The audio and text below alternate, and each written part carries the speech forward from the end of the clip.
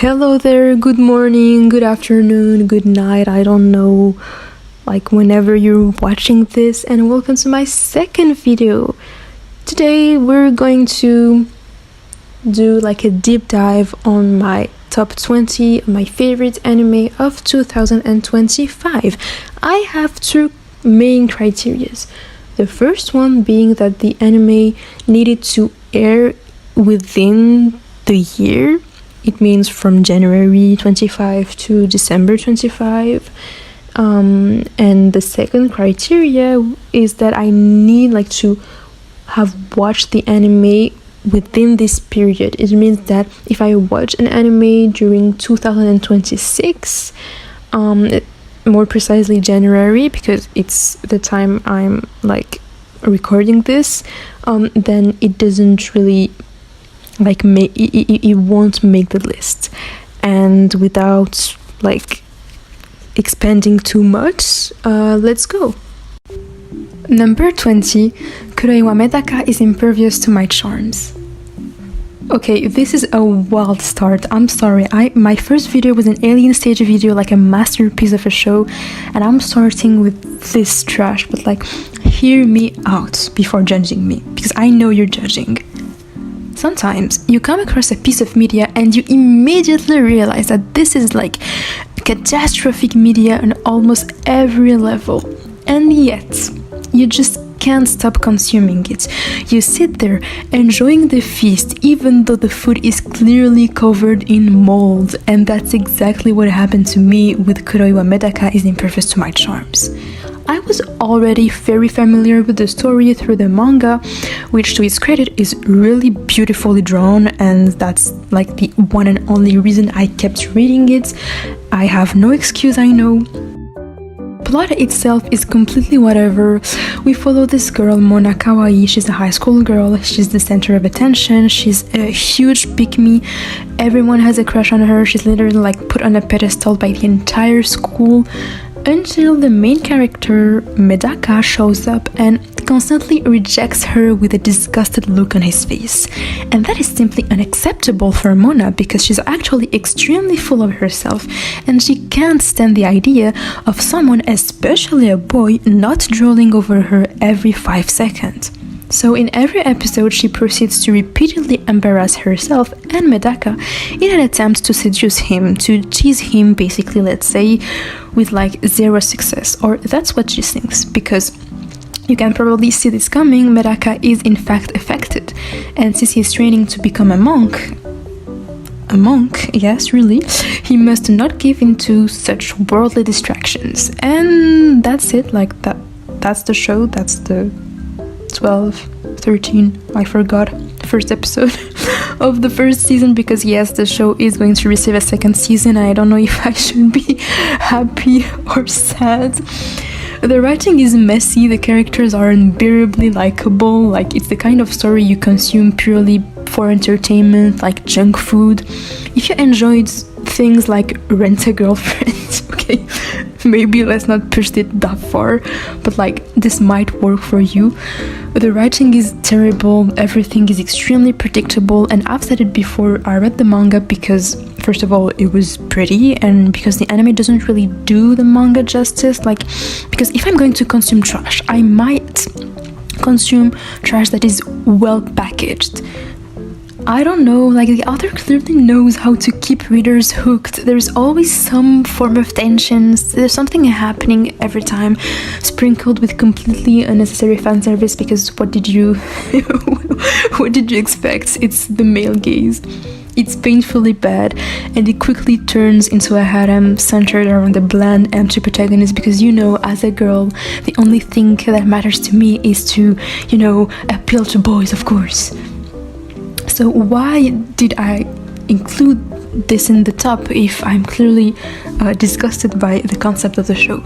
Because I needed, first of all, to reach 20 anime, but also because, aside from all of that, as I said in my introduction, I genuinely had a great time watching it, even though I probably lost about 50 IQ points in the process. Those characters are idiots, but I don't know, I love them. Don't judge me, please. I'd still recommend the manga if you're looking for a cliche and slightly spicy, let's say, romantic comedy, or if you just enjoy trash. Number 19, Call of the Night Season 2. Okay, I remember absolutely loving the first season of Call of the Night in 2022. Following the mystery surrounding the vampire Nazuna alongside the, this time, actually excellent and well-written protagonist Koyamori, who wanders the city at night because he struggles to sleep, this show was amazing. As someone who personally deals with insomnia, or at least someone who suddenly becomes full of energy once the sun goes down, I absolutely loved the experience. That's why I fully expected to rank this second season way much higher, but don't get me wrong, it was very good. We finally learn about Nazuna's origins, we get Kabura's great backstory, a super stylish antagonist, the dialogue is still incredibly fun, and the opening is absolutely amazing, but overall, I kind of felt less emotionally invested. Probably because the slice of life aspect took a step back in favor of heavier drama and mystery, which were already present and pretty well balanced in season 1. Here it felt like a massive lore dump all at once, which is a lot to process in just 13 episodes. That said, I still deeply love the nocturnal atmosphere of the series and the themes it explores, feeling marginalized, living outside of societal norms, being out of sync with the world, and struggling to adapt to a normal rhythm of life. Those are themes that resonate with me a lot, and they're perfectly embodied through Nazuna, a character I appreciate even more now thanks to this second season. Her eccentric personality, her constant dirty jokes, her laid-back and nonchalant attitude, all the ingredients that would label her as a deviant in the eyes of society, but as someone genuinely charming and original in ours. So yeah, generally speaking, it was an excellent second season. If you enjoyed the first season, just go watch this one. Even if I'm still not a huge fan of the romance, I know it's one of the major plot points, but I'm a strong believer of the platonic version of Nazuna and Ko. Hear me out on this. Number 18, Yaiba Samurai Legend. This section will be very quick. Yaiba was an absolute visual feast. The story itself isn't really complicated. Yaiba is a young samurai apprentice who grew up in the jungle, and after a small misadventure, he ends up living in the city. And that's it. That's all you need to know. And that's literally all we need to enjoy the show and what the show presents to us, because it's a very all ages friendly show packed with action, goofy scenarios, and over the top stakes, and globally a lot of charm. The anime can be a bit repetitive at times, but it's filled with kindness and warmth, and it really feels like a breath of fresh air with a completely unique visual style. You've probably already recognized the author's touch because yes, it's the same creator behind Detective Conan. And honestly, I don't have much more to add. It's a lovely little gem that feels slightly underrated to me. It's very easy to watch. It might not aim particularly high, but it's undeniably a fun and enjoyable adventure. That said, I think that my one and only complaint was that aside from Yaiba himself and Sayaka to some extent, the rest of the cast is fairly forgettable or sometimes even a bit annoying. You got that one, I think his name was Onimaru, the main antagonist. He was absolutely unbearable, and the characters are generally annoying or goofy, let's say. But overall, if you enjoyed the vibes of Dragon Ball during Kid Goku's era, then you already know what you need to add to your watch list. Number 17, Witch Watch. Do you want to see a silly witch doing silly magic things? Then you're in the right place. I absolutely loved Witch Watch. It was such a fun and lighthearted, genuinely enjoyable watch. Do you get the joke? Oh my god, I need to go to sleep. Nico is a young witch who now lives under the same roof as her childhood friend and crush Morihito, who also happens to become her familiar. But don't think Morihito is just some random guy though, because he's actually an Oni with phenomenal strength, which comes in very handy when it comes to fixing Nico's many magical mishaps. And honestly, it's really hilarious to see. The anime does have an underlying plot that I personally don't think was very compelling, but that's not really an issue in itself because the story is clearly focused on comedy. It's extremely episodic, as you already expect, and I'm completely fine with that. One of Witch Watch's biggest strength is its ability to constantly renew itself with each mini arc without relying on the same jokes over and over again, and that's a huge achievement for a comedy anime. The side characters are all incredibly lovable, with a special shout out to that teacher who constantly drops anime and fandom culture references every time she appears. Like, I love her, she's an absolute delight. Though my favorite character is still Morihito, my favorite character is still Morihito though. He's basically the group's parent, and his complete obliviousness to Nico's feelings while still being deeply attached to her is so precious. The romance doesn't really go anywhere, but that was to be expected, honestly. It's a bit unfortunate, but it was not a deal breaker for me at all. And overall, it was a very solid anime, visually appealing, incredibly creative with its character designs and its animation to enhance the jokes, and an anime that genuinely made me laugh. And can we talk about the first opening? Oh, damn. Number 16, My Dress Up Darling Season 2. To be honest, I feel like this season focused less on the extremely detailed cosplay explanations compared to the first season.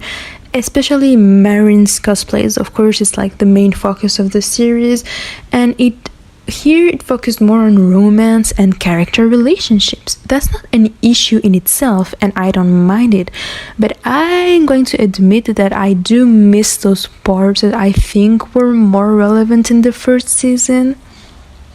That said, the real MVP of the show is still my man Gojo, and this season proved it once again. My Dress Up Darling fully embraces its charm and stunning animation in this second season, which is far less driven by fan service and much more confident in developing its romance to our absolute delight. Marin is still as entertaining as ever. Watching her fangirl over Gojo will never get old for me, and Gojo on his side has to face social pressure while learning to trust his own skills and abilities and to rely on others. I absolutely loved seeing our protagonists interact more with the rest of their class, because I felt like in the first season they were really just on their own, and we were not seeing them interacting with other characters except for Gojo's grandpa or those two side girls that weren't really important. So we can see them supporting each other, meeting new characters, and I also want to highlight those sequences focused on the anime the cosplays are inspired from, because they are insane. I genuinely want an entire series just dedicated to each of them. And visually, you can really feel that the studio wanted to experiment more this time, and personally, I'm all for it. The animation has taken a noticeable step forward, making this once again an excellent season, even stronger and more confident, I'd say, than before. And that ending animation by Vivi Mang, okay, that's just the Alien Stage fan in me screaming inside, because what more could you possibly ask for? Being an Alien Stage and a My Dress Up Darling fan in the big 2025 is both a blessing and a curse. Number 15, Medalists. I've always admired people who give everything they have to something, even when they know deep down that it probably won't lead them anywhere. Because giving up that fire would mean betraying a part of themselves. And this year, no anime embodied that kind of determination better than Medalist. Tsukasa is a failed figure skater trying to make ends meet while still clinging to his passion, despite the fact that he started figure skating far too late. And 14 years old, to be precise, which is not just uncommon but almost outright disqualifying in such a discipline. So, when he crosses paths with Inori, a young girl who struggles socially, feels deeply uncomfortable in her own skin, and has trouble finding her place and making friends, yet who dreams more than anything of becoming a professional figure skater, he naturally decides to take her under his wing and to coach her. One of my favorite aspects of the anime is precisely their beautiful relationship. Tsukasa is deeply moved by Inori's sheer will and determination, and shows her immense patience, encouraging her when needed, teaching with care and kindness, because he simply sees himself in her.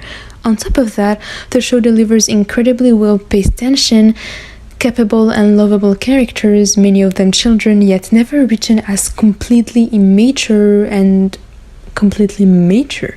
And the performances sequences for CG sequences, it's absolute chef's kiss. It has everything you could ask for: suspense, lighter moments, an extremely endearing main duo, compelling rivals, all wrapped in a powerful message that directly impacts and resonates with the viewer. Honestly, I don't know what more you could want. Like, this show was just amazing and probably one of the best sports show I've just ever seen. Not that I watch too many sports anime though, but like, for my type and my taste, it was really good. Definitely recommending it. Number 14, Ninja Tokoroshiya.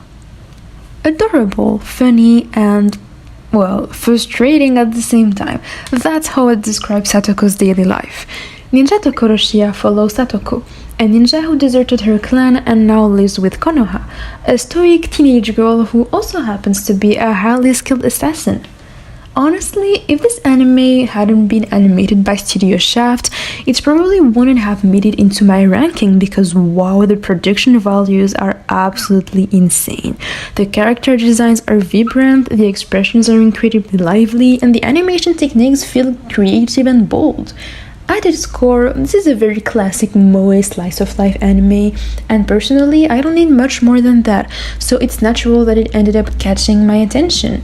The jokes land fairly well. It's definitely not the funniest anime of the list, but it does have this very what the fuck energy, which is more than enough to keep things entertaining. That said, I do have a bit of trouble with the show's humor, which often relies on dark humor and Konoha acting cold and basically exploiting Satoko's ninja skills, like to dispose the bodies. But if you can look past that aspect, Satoko herself is absolutely adorable and the show is pretty entertaining. Like, protect her at all costs. Number 13, Yano's Ordinary Life. Did you really think I was done with romance anime? Yeah, you clearly don't know me very well. Yanako no Futsu no Hibi, also known as Yano's Ordinary Life, is a rare little gem that came completely out of nowhere and I've seen nobody talking about it, and that's not normal because this show is insane and it's cute and it's wholesome and it's pure and I need everyone to like watch it because I fell hopelessly in love with this anime within the very first seconds. Yano is an extremely clumsy high school student who injures himself over absolutely nothing. I mean, like a sheet of paper could probably end this poor dude's life. He runs into everything at the worst possible moment and spends like what feels half of his time at the nurse's office. And yet, none of that stops him from being incredibly positive and warm toward others. That attitude quickly wins over the class representative, Yoshida, who falls for him in the very first episode and spends basically the rest of the anime trying unsuccessfully to keep her overflowing feelings for Yano under control. And ooh, cuteness overload. I was never bored for a single second watching this little banger. The atmosphere is cozy, the jokes land perfectly, and Yano's recurring injuries, while technically it is a running gag, are actually used sparingly and with a lot of care, because he's not just a walking accident or a joke character, he's a fully realized character with a very unique presence. The side characters are fantastic as well. Special shout out to Hashiba, like, my man, you'll fight someone else. Overall, it's a feel-good series that puts a huge smile on your face and made me squeal like an idiot at 3 a.m. And it wraps everything in soft and polished animation. And Yano is an absolute sweetheart, like the greenest flag you could ask for. And Yoshida, I feel you. Also, the romance develops surprisingly well. So, yes, it's one of my absolute favorites of the year and one I'm definitely not ready to forget anytime soon. Number 12. This monster wants to eat me. What if I told you that if you desperately want to die, you first have to fully live in order to fulfill that desire? This monster wants to eat me, also known as Watatabe, is one of the works that tackled the theme of suicide with the greatest subtlety and boldness I've personally experienced. Hinako is a young girl who has unfortunately lost her taste for life after the death of her family, and after this tragic incident, now isolated, with only her best friend Miko by her side, her existence has turned into an endless drift. But one day, after nearly being devoured by a strange creature when she falls into the sea, she's saved at the last moment by Shiori, a mermaid with the appearance of a beautiful young woman who claims that Hinako belongs to her and that she also intends to eat her. But first, she plans to spend time with her and to raise her properly and let her flesh grow. Yeah, it's really creepy, no debate, but the metaphor is genuinely brilliant. In reality, Shiori wants to push Hinako forward and help her regain her will to live, so she offers her exactly what she desires most: death. But in order to reach it, Hinako must first learn how to enjoy life.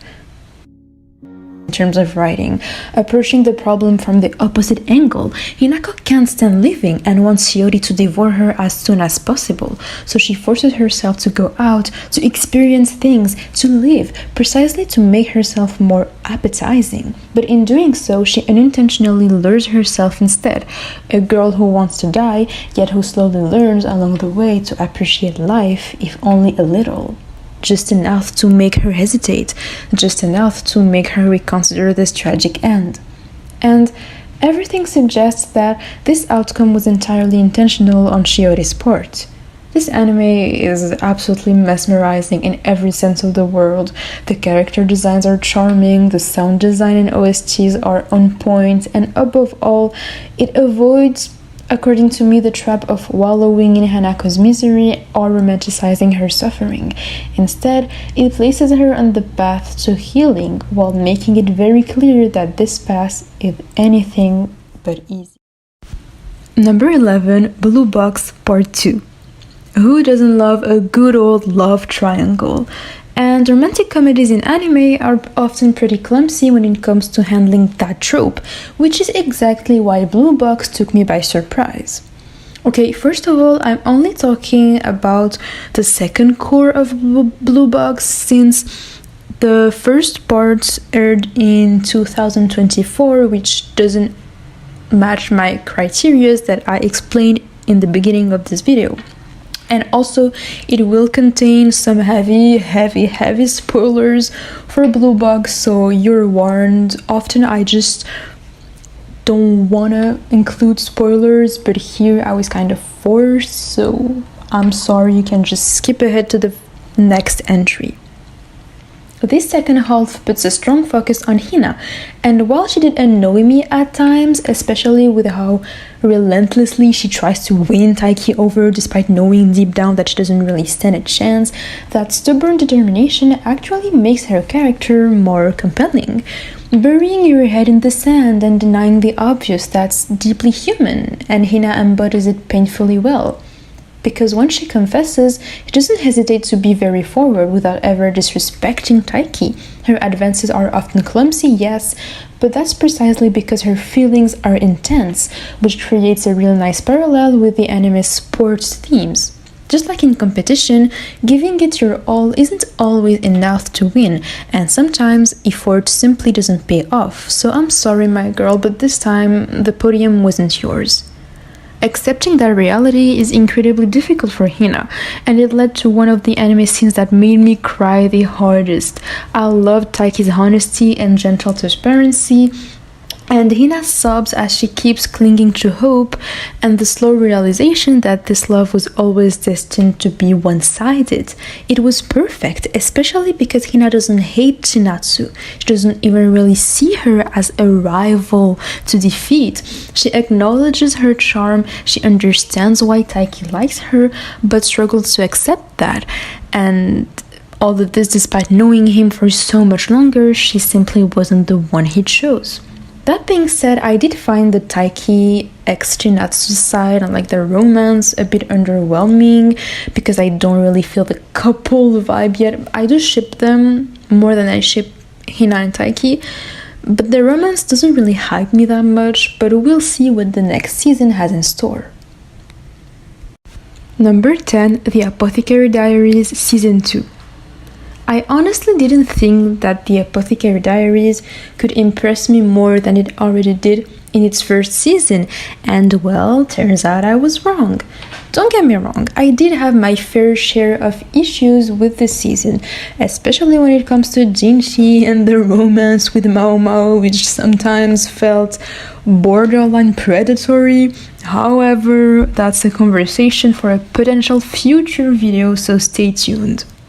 Aside from that, this was a fantastic season, one that mainly succeeded in making our protagonist even more endearing than she was already in the first season by making her feel more human. Not that Maoma wasn't human before, but we mostly saw her through a very cold and pragmatic lens, and this upgraded version of Maoma, if I may call it that, allowed herself more sensitivity, even emotional vulnerability, and I absolutely loved that. Her bond with Shisui was especially touching, and the entire arc centered around Shisui was perfect from start to finish. The mysteries were once again tightly written and deeply affecting, especially the revelation surrounding Jinshi's supposed mother, the former emperor, and his you-know-what tendencies and the psychological consequences that stemmed from all of this. This anime, really dares to tackle heavy subject matter while handling it with the appropriate narrative care. And the pacing is well balanced as well. The tension is always there, and I'm already very excited for the next season. So I really hope we get to see Shisui again because she's very clearly my favorite. 9. Gachiakuta. I've never really been a fan of typical, I'd say, battle shonen that mainly rely on fights and power systems, so I was fully prepared to put Gachiakuta in that exact same box. But somehow this anime ended up in my top 10. And how, you may ask? Well, the characters are compelling. Yeah. It's pretty cool. That's all it took. Ruto is a teenager living in a slum located between the heavenly city, inhabited by arrogant elites, and a massive abyss where criminals' bodies and mountains of trash are dumped. The threat of being thrown into this gigantic landfill looms constantly over the people living there, and yet Rudo regularly sneaks into the rich districts to steal their garbage bags, which he sees as hidden treasures.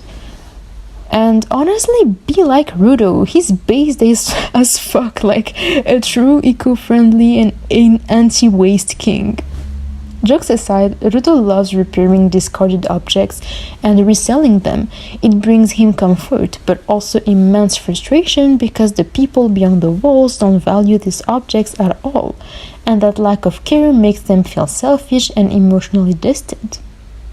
The thing is, Ruto isn't accepted by his own community either, since his biological father was supposedly a murderer, And then, on one unfortunate day, Rodo is falsely accused of a murder and thrown into the abyss, which turns out to be hiding far more mysteries than expected.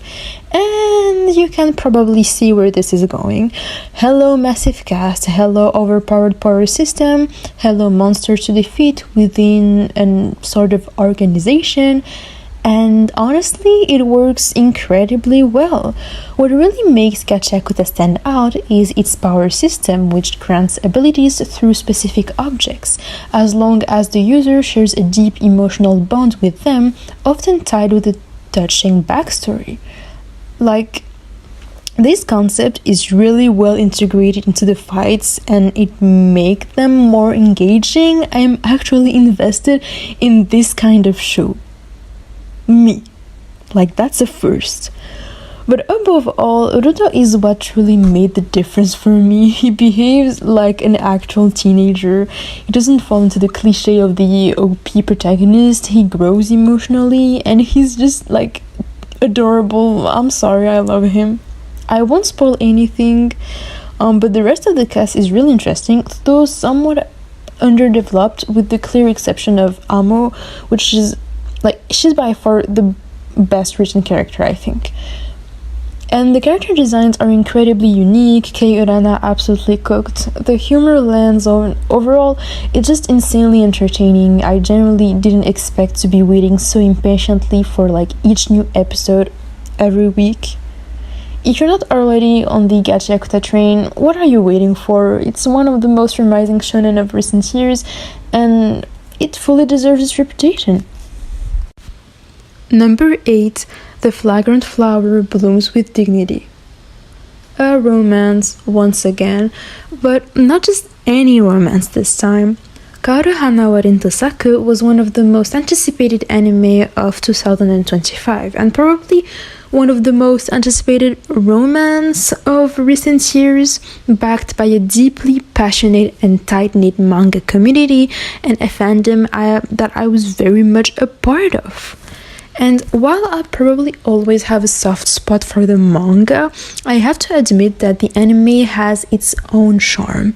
It's not the adaptation of the century by any means, but it delivers a beautiful level of animation that, without necessarily elevating the source material, does it real justice. And that fluidity, we're lucky, guys. I mean, can you imagine how hard it must have been to animate Kaoruko's hair? Massive respect. Rintaro is a high schooler with an apparently intimidating physique, tall, sharp-eyed, and constantly scaring people away just by existing. But in reality, he's an absolute sweetheart with a heart of gold. And he attends Chidori High, a school with a terrible reputation, but I swear they're just chill guys. Just a few steps away stands Gikyo Academy, an elite all-girls school attended by Kaoru Kawagori, who also happens to be a regular customer at the pastry shop run by Rintaro's family. And she also has a crush on him, without knowing he goes to a school so close and so deeply opposed to hers. As they grow closer, the conflict between their respective schools becomes a major obstacle, but their feelings prove to be stronger than the divisions imposed on them.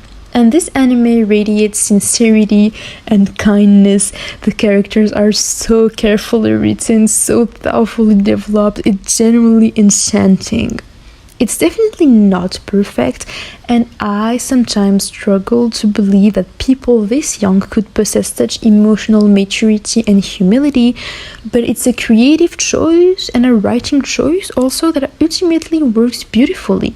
The relationship between Rintaro and Kaoruko is just incredibly addictive to follow. It's so gentle and so pure. This is like what love should feel like, and this made me feel lonely. The platonic relationships are also extremely well handled, receiving just as much care and attention as the romantic ones. And overall, it's a beautiful coming-of-age story about learning to find comfort and be empowered by your romantic feelings, and having the courage to fully embrace them. If this doesn't make you giggle, I generally don't know what to recommend to you, man. and watch the group of friends grow closer and simply enjoy their youth. Like, that one beach episode made me cry, like genuine tears. Why am I always crying over romance anime, bro? What's wrong with me? Number 7, dealing with the Mikado no sisters is a breeze. What better way to follow up a romance than with another romance? Constantly putting in effort to maintain a title, a reputation, a social status. It's exhausting. And in the end, what do you get? A flawless image, but barely any real satisfaction. Because when you're forced to act like a prodigy, a word used so often in this anime that it almost loses its meaning, you eventually grow tired of it. But the train is already moving and at full speed, so you keep going. The sweat you pour in no longer feels meaningful. Even though you keep up the pace, the sparkle, the illusion of brilliance, at some point, it just stops feeling rewarding. And that's precisely the core of one of the best anime of the year, without any hesitation, Mikado no Sanshimai. And it's a harem. Yeah. We follow you, a high schooler forced to live under the same roof as the 3 most talented and most popular sisters at his school, an academy dedicated to nurturing exceptional students with bright futures ahead of them. Yu, however, doesn't fit that mold at all. His only talent is his family name because he's the son of an iconic actress who sadly passed away. And one of his biggest regrets is that he never was able to form a real bond with her because she was always busy. And now that a new family presents itself to him, he's determined to pick up that chance. But it's easier said than done when the 3 girls constantly look down on him because he's ordinary, he's simple, he's just an average guy. Excuse me, did we watch the same show? Yu is the best part of this anime. He's ordinarily incredible, you may say. Like, no debate. Don't get me wrong, the girls are great, they all get solid development and they're fun, but Yu is just built different. Like, it's the first time I'm actually jealous not of the main guy but like of the female cast in a harem anime. Like, what is this subversion of genres? He doesn't want to be special, he's comfortable on his own ordinariness, and he's sick of being reminded how much he doesn't resemble his mother, because Yu is enough as he is, and honestly, he's not ordinary at all. He's the ultimate male wife. He's charming, he knows how to cook perfectly, he teases the girls effortlessly, and he knows he has nothing to lose. Also, he knows that he's pretty, and like, I just love this aspect of him, and he just wants to get closer to the sisters. And truthfully, I don't even want him to end up with one of the girls in particular, even if I know that he has to choose one of them. I don't want to, first of all, because like, I'm actually in love with him. Like, I'm confessing I love him. But more seriously, I think their fun family dynamic is more than enough, and I don't need more. Also, side note, my favorite is Kazuki, because I love me a good old girl prince with gender expression struggles. I miss this anime so much, and I'm so desperate for another season. The characters are brilliant, the humor is incredibly effective, and it never gets boring. The writing is smart without ever becoming heavy-handed. Yeah, if you can't already tell, I'm obsessed with this show. Like, please give me more Yu content. An entire season of just him. Like, just give screen time, like, just to him. I love him. Number 6, Anne Shirley. We're continuing with a pure dose of warmth and good vibes with Anne Shirley. Apparently, it's an adaptation of a very popular Canadian novel written by Lucy Maud Montgomery, and I only knew that name because of Bungo Stray Dogs, so like, that says a lot about me. Anne is without a doubt, for me, one of the most memorable characters of the whole year, because never once did I find her enthusiasm or boundless energy annoying or overwhelming, and it was quite the opposite. Following the adventures of this little orphan girl alongside her adoptive parents in her new village, we are learning to appreciate the beauty of everyday life, of the unspoken, of all those small things we usually overlook. It was an absolute joy. Between the lovely Diana, the strict but deeply caring Marilla, or even the chaotic Gilbert, all these tender little stories, every moment felt precious. Anne teaches us that happiness depends on the way we approach our own existence, and that sometimes all it takes is seeing the glass as half full, and that countless treasures are hiding right in front of us if only we take the time to notice them. I know someone in my life who resembles her a lot, which is probably why I found her so endearing, and also because I love myself a good orange-haired character. Gotta be my favorite genre. The romance, a beautiful slow burn, was the cherry on top for me, and what I really appreciate is that it doesn't feel like a fairy tale kind of romance. It constantly confronts Anne with her own contradictions and pushes her to grow. Because Anne is not a static character. We follow her from childhood into adulthood, making sometimes bitter decisions, accepting sacrifices, going to university, and even raising children. It's honestly crazy how complete the story felt. And since you're starting to know me by now, let's talk about the romance again. Anne eventually realizes that her ideals about love and marriage might have been a way to look away from true love. Who's Gilbert? Like the goat, please let him out of the friend zone. A love that scares her, and it's precisely why she instinctively rejects it, because marriage isn't a sweet fantasy, and its undertones can be bitter. That doesn't mean you shouldn't take the leap though, especially when Anne has always been deeply idealistic. Her imagination was both her escape and her reality, her anchor, an essential part of who she is. So seeing this part of her personality being challenged and nuanced is incredibly compelling. I genuinely applaud this wonderful character development. If you're looking for an anime that breathes nostalgia and gently heals your soul, you know exactly what to watch. Number 5. The Summer Hikaru Died. Imagine being so close to someone that you know this person by heart, and naturally, when something starts to feel off, you notice it immediately, and in the blink of an eye, they're gone. They're no longer the person you cherished, but physically, they're here, standing right in front of you. But something just doesn't seem or feel right. やっぱ惹かれちゃうやろ。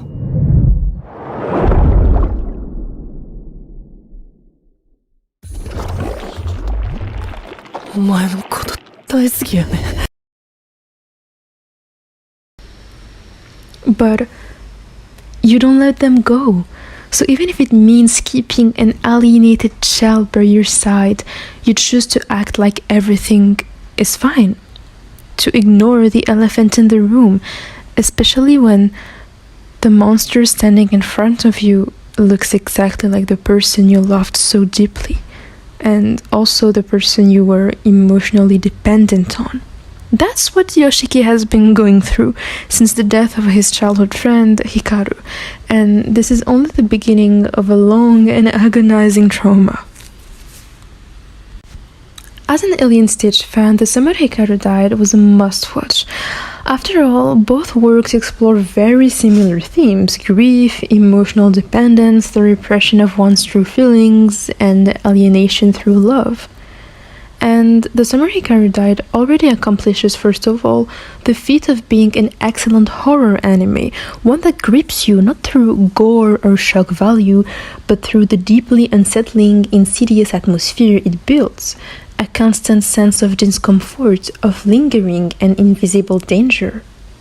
But what leaves the strongest impression is, of course, the relationship between the so-called Hikaru and Yoshiki, because Yoshiki's inner struggles, first of all, and family issues made him a character I deeply related to on a really personal level, even though there is one aspect I can't identify with.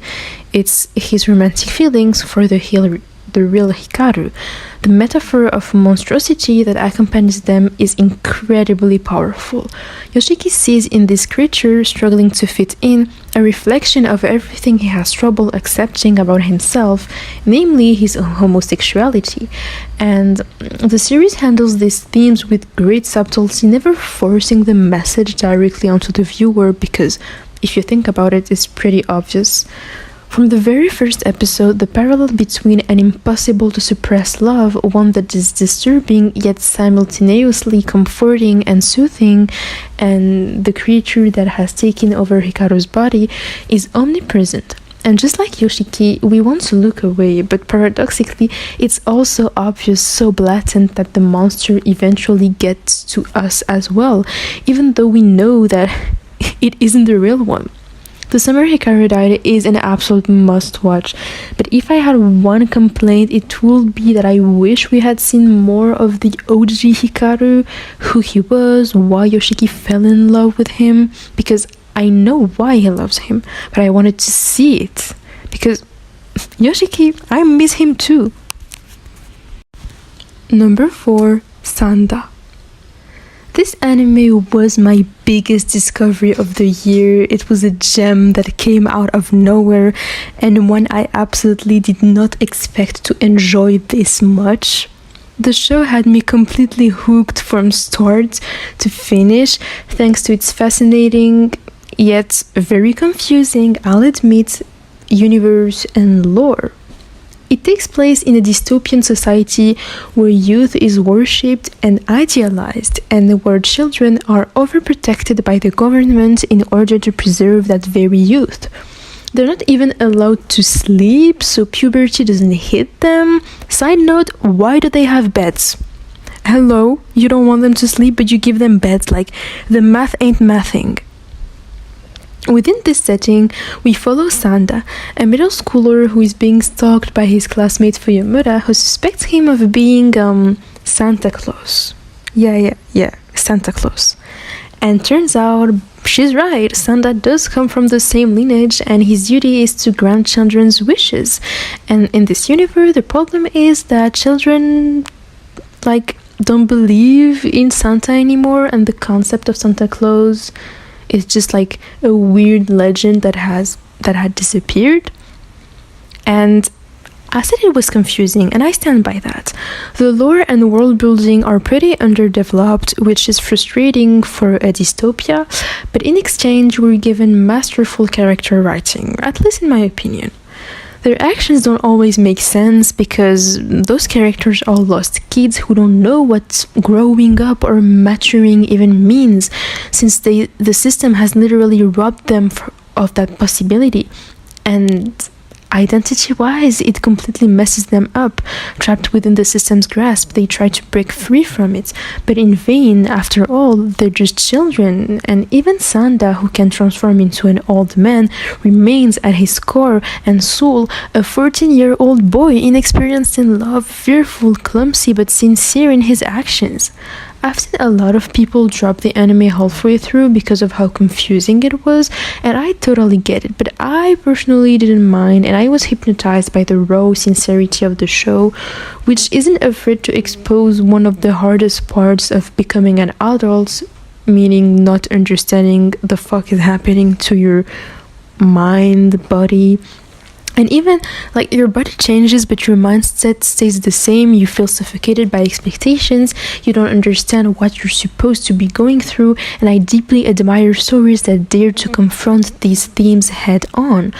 On top of that, the characters are excellent. Big shout out to Fuyumura. Her entire storyline with Ono absolutely made the show for me. And, give me the relationship back. We also get some really strong antagonists who keep the pacing tight throughout the series, along with very tangible sense of progression. And of course, Science Sato absolutely cooked with the art style and animation. It was really, really well animated. So yes, it's a messy show with messy characters, exactly like adolescence. But if you can just ignore those aspects, you're going to have a hell out of fun from this anime.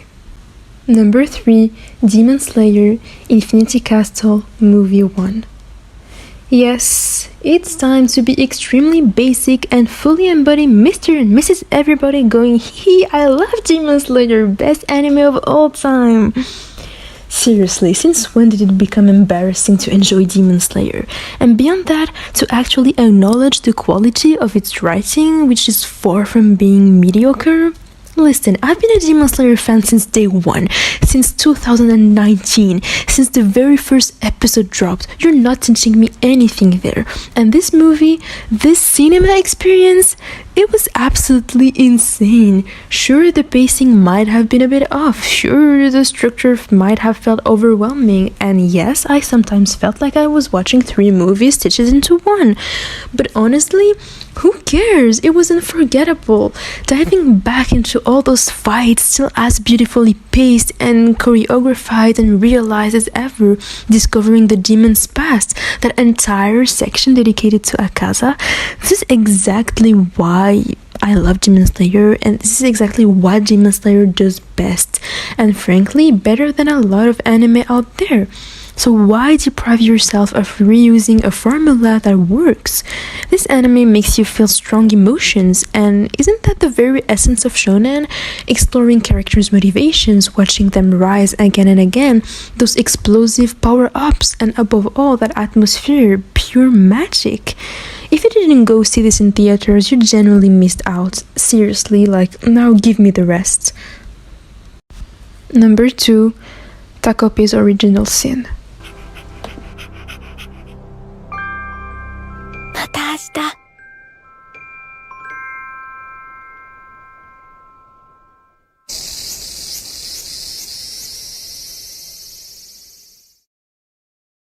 Take care of your children, cherish them, give them love and attention. We're not taught all of this for nothing, to protect childhood, because childhood builds us, it shapes us forever. Don't worry, I'm not going to make the usual joke about how the anime looks cute and innocent while actually dealing with the most, horrifying and worst things human beings are capable of. Child abuse, neglect, suicide, domestic and family violence, academic pressure, parents being missing. Still, it is the first thing that hits you when you discover this gem. The contrast between the very childlike art style can be unsettling, and that's precisely where the charm of the work lies.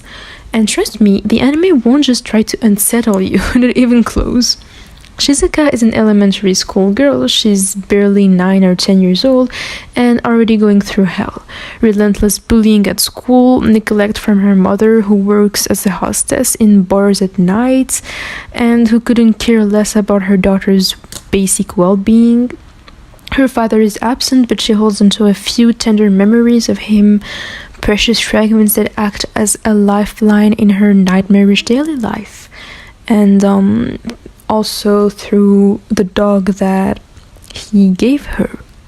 On top of that, she barely eats, something you can see in her frail, almost emaciated physique.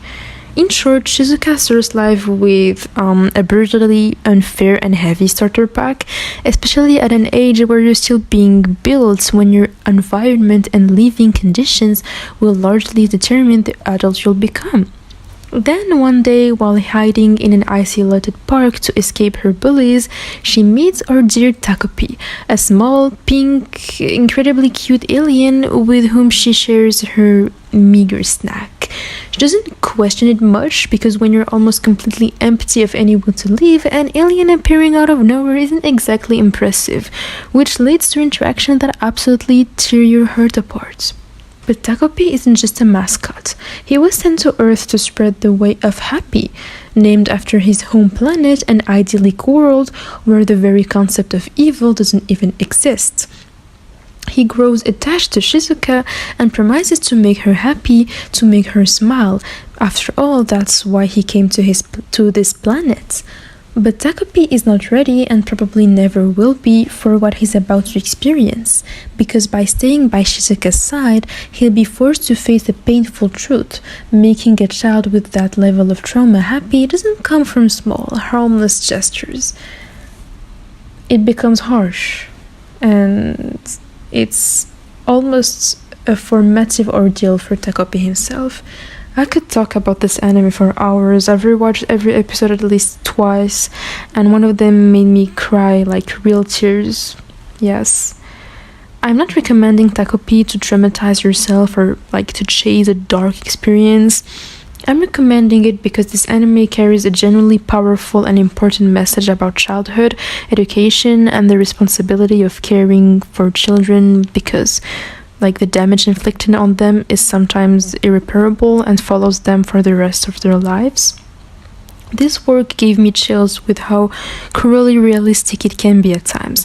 I even identified with certain characters. It resonated deeply with me. And for that alone, Takopi deserves the title of a masterpiece and remains, in my eyes, one of the best anime that 2025 has given us. Yes, some scenes are extremely shocking. There's even a freaking trigger warning at the beginning of every episode. But I never felt like the violence was misused or like gratuitous. On the contrary, this accumulation of brutality is sadly profoundly human and part of the reality for far too many children around the world.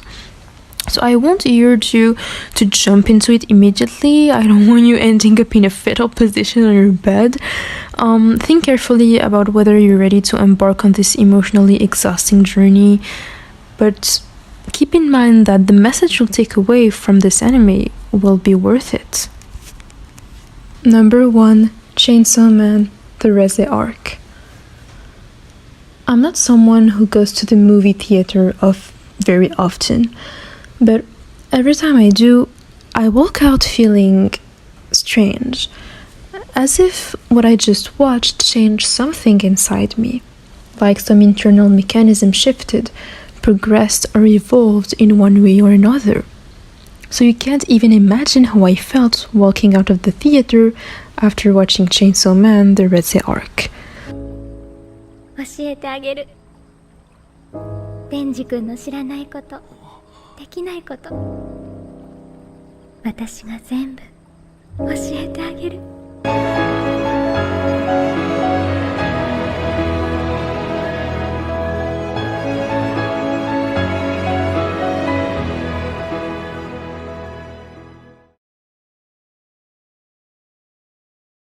This was a highly anticipated movie, not only for me, but for everyone else. I couldn't wait to hear Reina Ueda's performance as Reze, enjoy the fights, maybe shed a tear at the end, like everyone else. But no, what I got instead was the perfect demonstration of an ambidextrous film, a movie that checks every box at once. Neither too long nor too short, action scenes that are admittedly a bit unhinged, but an absolutely stunning result overall. Sometimes love reaches us too late. Sometimes our hurt dictates our actions and we lose control, because even if some people wish they were less sensitive, we remain fundamentally irrational beings, and Reze embodies that perfectly. Even people trained and prepared to commit the worst atrocities still have their share of sensitivity. She should have gotten rid of Denji, yet something about him felt different, and instead of manipulating him, she wanted to help him and to reach out a hand because he was similar to her.